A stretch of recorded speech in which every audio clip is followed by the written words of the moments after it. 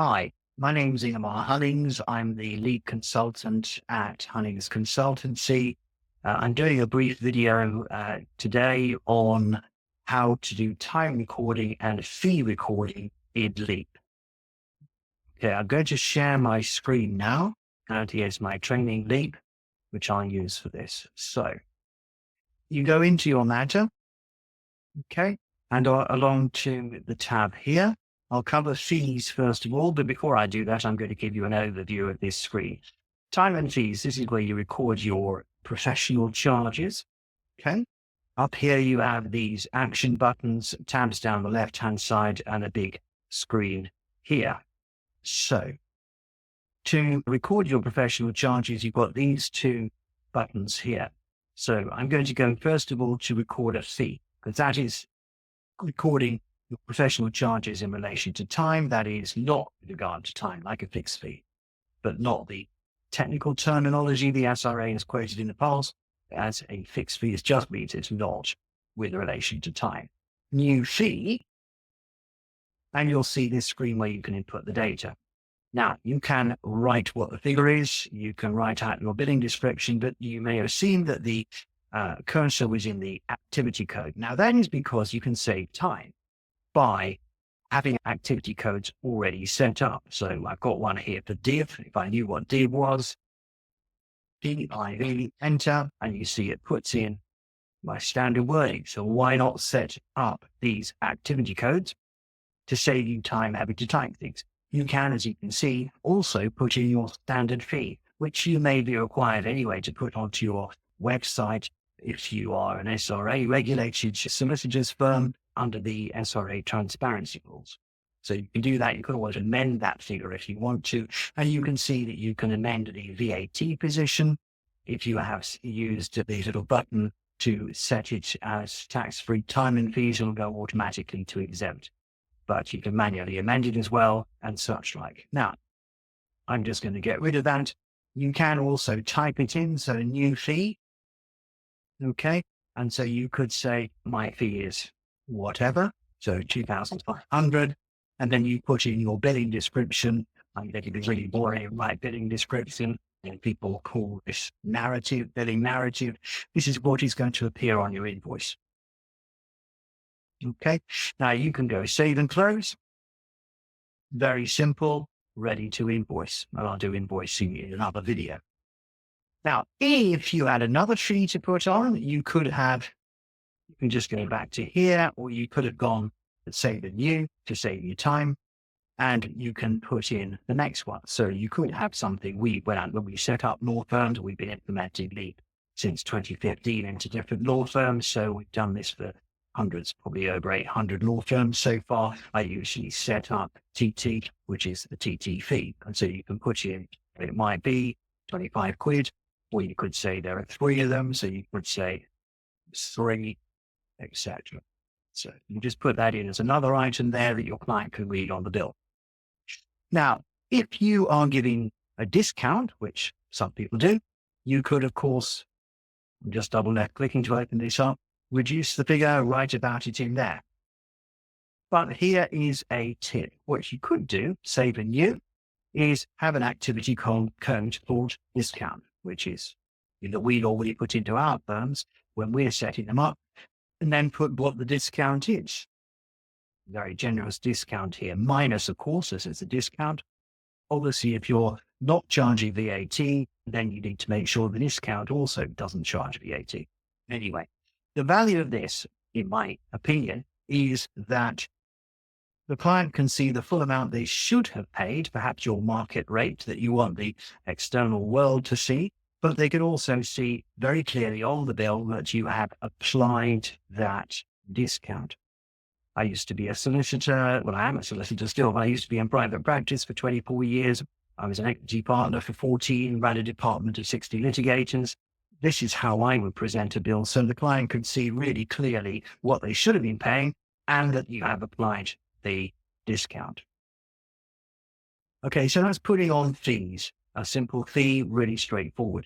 Now, while I've got this on screen, let me just talk you through what we're seeing. We're seeing the date of the entry, the type, these are all fees, the billing description, all this would show up on the bill, who it's attributed to, and it's brought up my initials because I'm the person who's logged in, the amount which you can toggle inclusive or exclusive of VAT. Now you can right click to change the attribution of the piece of work. So you can allocate it to another staff member. Okay. You could move it to another matter if you put it on the wrong matter. But you can see you can also change the status. So this is the status thing here. And you can see the default is billable next invoice, which is what you'd expect.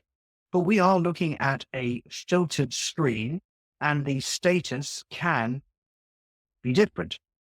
So you could have set an entry as not billable, more likely that you might do that with time recording, which I'll come into in a moment, or you can have a look at what you have built already. So not billable, nothing on here. Have we billed anything? Yes, there are these items which have been billed, and it tells you which invoice they've been billed on. Have we deleted anything? No, we haven't.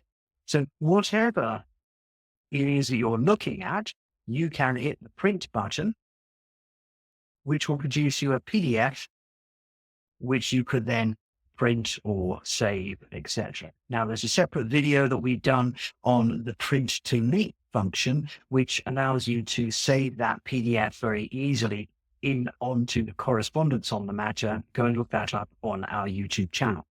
But that can be quite useful because then you can send it with the bill to the client so they can see perhaps what you haven't charged them of the work you've done. So that's a quick look around the layout of all that. Obviously, the YouTube channel, please do subscribe so you can see other videos that are coming up as well. Time recording. Okay, so let's remove these. I'll do Control-A just to select these, and I'm going to set those as not billable to clean the screen up. There are 4 ways to record time in Leap.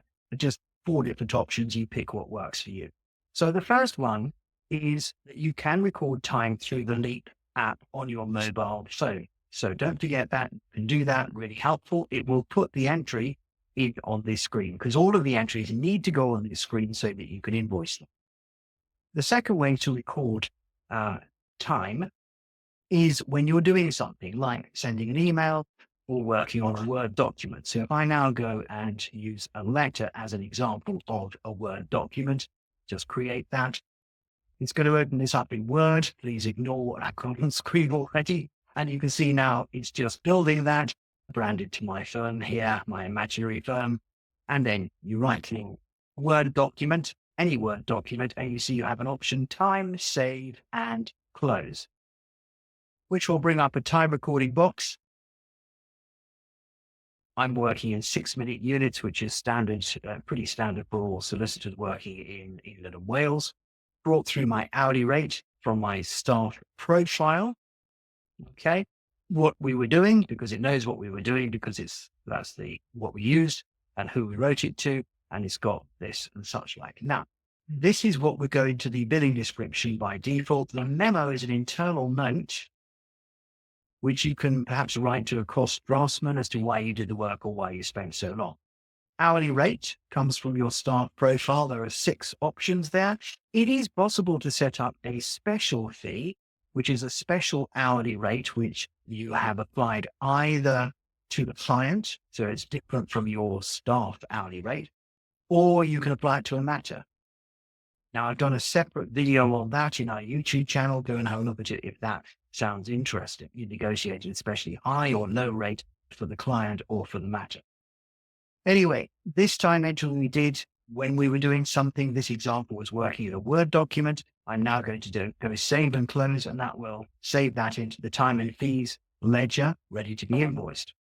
So that's the second way. The third way to do time recording is actually to come in on your matter to the time and fees ledger and put on a new time entry. Now here, Leap doesn't know what you're doing, so there's no billing description, but it's got the cursor in the activity code. So you could set up activity codes to save you time. We normally create for our firm, the firms that we're implementing into, codes which are missing, we think, in our opinion, one which is corporates with council, for example. Now you can see the timer is going here, so you could just start this at the beginning of a con with council, and that's fine. At the end of it, finish it off, and it would have recorded how long done that. Or you could record this retrospectively, Then you go stop timer. Okay. And you can record if it's 1.5 hour cognitive counts. Fine. Let's put that onto here. And there we go. We're building this up. The fourth way to do time recording is that you can use and launch a timesheet. Now, a timesheet will open up on your taskbar and just sit there all day. Even if you switch off or log out of your Leap, it'll still be there, a recording, allowing you to record time. So this is going on this particular matter that we're working on here. And I'll just run through the features of the timesheet. Whether you use this or not, just depends whether you like it, whether you find it useful. If you're a firm that has support staff, this might be quite useful because they can open up a sheet for individual staff members and record for different members of staff. You see, I have a few across here. Incomplete is quite a useful tab to look at the end of the day, because if there are entries which were incomplete, it reminds you so you don't forget to record the time, and also perhaps reminds you that you did start some work there so that you can finish that off and you don't forget to do the work for the client. This is opened up from the matter that I was in. And so it has given me a summary of the finances on that matter, the work in progress, and here, performance this day, this week, this month. I've actually set up some target for me so I can see performance against target. There's the figures there. Okay. So the time is going here while I'm talking. Now, if I was working in here and the phone went, I could click for new entry, which stops the timer on the one I was on and starts it for this one.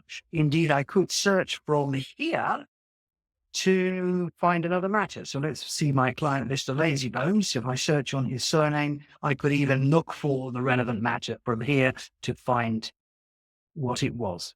Okay. Let's go back to this one, however, and start the timer again there. If I don't know what the activity codes are, I could go Control F to find it. Okay. Right. Now then, we're missing one of the colors, so I'm going to date range this for this week to see. I've got a few more in here. Jolly good. Right. Okay. Now, we've got 4 colors in here. We have white, which means there's just not enough data yet to put this onto the time and fees tab on the matter. That's where it always ends up for the relevant matter. Pink means there is enough data, but we've not yet put it onto that time and fees tab, which we would do by just clicking in another row, which would turn it green. Green means it's on that tab, the time and fees tab, but not yet invoiced. Blue means it's also been invoiced. It's on there and has been invoiced. So let's turn this pink one green by clicking in another row. There we go. And we'll see if we look at this, there it is. There's the continuing legal education that I put in for 1 unit. Now I could double left click and change it from here, or I could go to the entry here. Where was it? That one there, and change it from there. Then you see it went pink and then green again. The key thing is getting it to here so you can invoice it. Okay. I'll do a separate video on setting up the activity codes, a short little video on that, which you can just look out for on our YouTube channel. All right. I hope that's of help. Just a short run through on how you can record time and fees through Leap. Special fees, those ones which are specially negotiated for a client or for a matter, then look that up on our YouTube channel, Hunnings Consultancy, and you'll find that in there as well. So I hope that's been useful, and I wish you all the best. Cheers.